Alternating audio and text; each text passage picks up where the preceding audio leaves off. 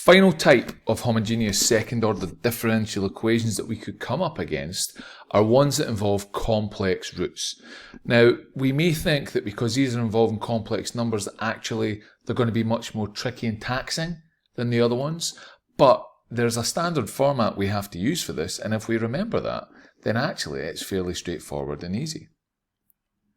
Now, if we think back to our work on complex numbers, we know when the discriminant of a quadratic equation is less than 0, so b squared minus 4ac is less than 0, what we get is we get a solution where we can represent it as a complex number of the format z equals a plus or minus bi. What that means is if we end up getting a case like that, we can find the solutions to our auxiliary equation to be of the format p plus iq and p minus iq.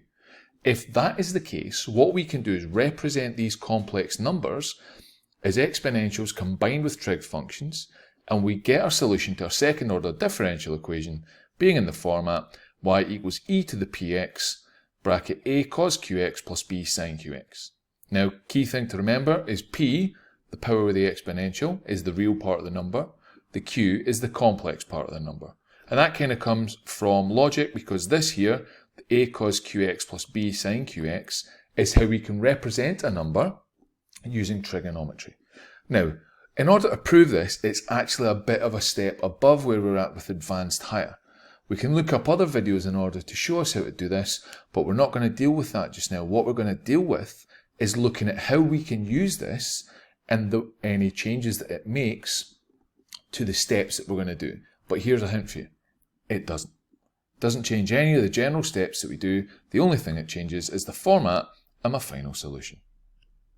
So let's imagine I ask you to find the general solution to the equation d2y by dx squared minus 4dy by dx plus 29y equals 0. So again, first thing we look for is our auxiliary equation, so the m squared equation. So in this case, look at the coefficients. So I've got 1, negative 4 and 29. So I'll end up getting that m squared minus 4m plus 29 equals 0. So what I can then do is use my quadratic formula. So negative b plus or minus square root of b squared minus 4ac over 2. And what I'll end up getting is negative b, so 4, plus or minus the square root of b squared, so negative 4 squared, minus 4ac, so minus 4 times 1 times 29, all over 2a, so all over 2. So what I can then do is find my solutions to this. So 4 squared is 16, take away 4 times 1 times 29, put that in the square root and then put it all over 2. What I'll end up getting is 4 plus or minus square root of negative 100 all over 2. Represent this in the format of I times a coefficient. So I could then write it as the square root of 1, so square root of negative 1 times square root of 100, which is 10i. Substitute that back in, and I get 4 plus or minus 10i all over 2.